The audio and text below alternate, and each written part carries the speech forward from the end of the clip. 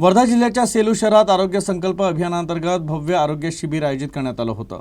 यात तब्बल 2000च्या वर नागरिकांनी शिबिराचा लाभ घेतला। तर यावेळी खासदार रामदास तडस तसंच माजी खासदार दत्ता मेघे यांची विशेष उपस्थिती होती।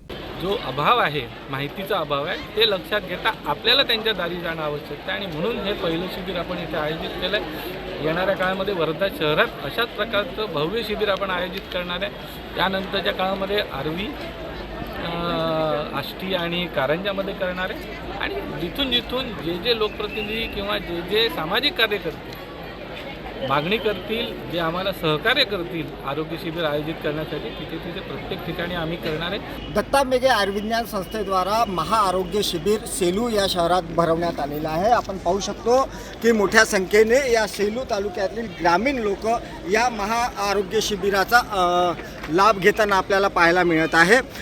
यावरतीच आपल्यासोबत बोलण्यासाठी या आयुर्विज्ञान संस्थेचे जे हे आहेत डॉक्टर आहेत, डॉक्टर महाकाळकर सर आहेत। काय सांगाल?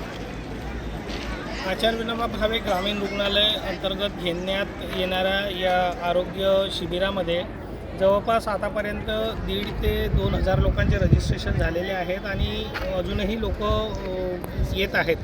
तर या शिबिराद्वारे जे गोरगरीब लोक आहेत, या भागातले जे लोक आहेत, यांच्यापर्यंत आम्ही पोहोचू शकलो आणि मोठ्या संख्येनं रुग्ण आणि पेशंट्स, त्यांचे नातेवाईक या आरोग्य शिबिराचा लाभ घेत आहे।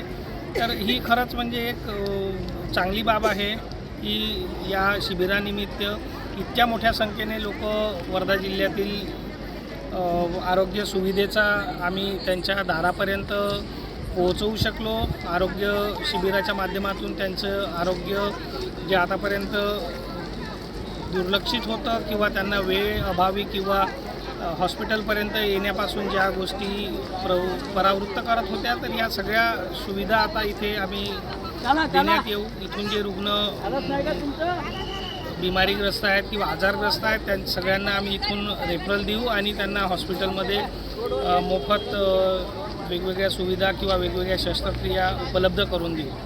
नक्कीच आपण पाहू शकतो की इथे ग्रामीण क्षेत्रातील रुग्ण आलेले आहेत आणि या रुग्णांना या दत्ता मेघे आयुर्विज्ञान संस्थाद्वारा मोफत उपचार देण्यात येणार आहे।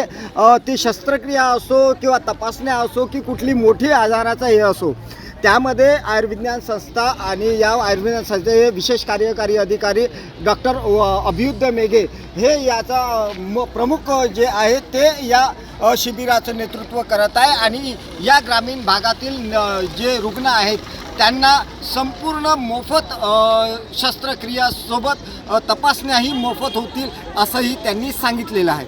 सुरेंद्र आमटेके, UCN न्यूज, सेलू, वर्धा।